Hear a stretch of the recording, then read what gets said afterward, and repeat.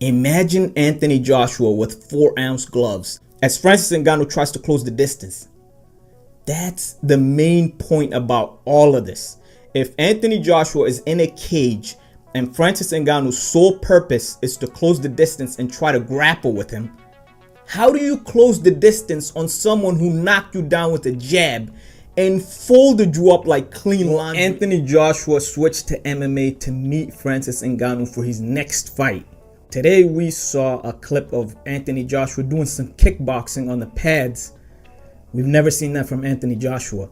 Now, could this be, AJ kind of just flirting with the idea of going over to MMA? But there would be a lot of things that has to, fall into place for something like this to happen. Mainly the money at hand here. A lot of people, I follow boxing and MMA. A lot of people on the MMA side always say that boxers do not want to come over to MMA. They know what's going to happen. And, for the most part, that's true. But most boxers would go to MMA if the money was right. But having said this, does Anthony Joshua have a great chance of winning this fight against Francis Ngannou in an MMA cage? What are the chances, for Anthony Joshua? I believe the chances for Anthony Joshua are really, really good. And so does Demetrius Mighty Mouse Johnson.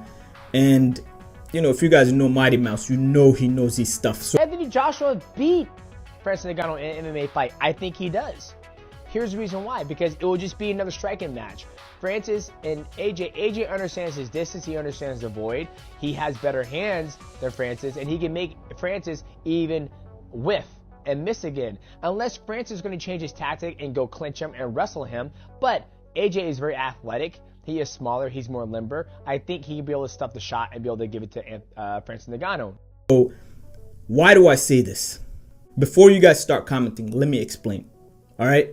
First of all, I said for months before the Anthony Joshua Francis Ngannou fight that the fight will not go longer than 3 rounds. And we saw what happened here. So let me explain. You see, Francis Ngannou is not an elite wrestler. He's not a black belt in jiu-jitsu. He is a good boxer in MMA that has crazy knockout power, right? That's the thing that Francis Ngannou hangs his head on. He knocks people out cold. If Anthony Joshua makes his way to the cage, you have a situation here where he could train for a year on takedown defense. He could train on maybe taking leg kicks, maybe practicing leg kicks a little bit. He can't do much in the span of a year. He can't, really learn the basics of wrestling and all these kinds of things. But if he can learn how to, defend a takedown, that's all he needs, honestly.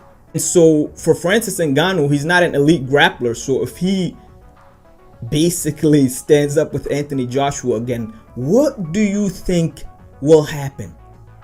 In 4-ounce gloves, right?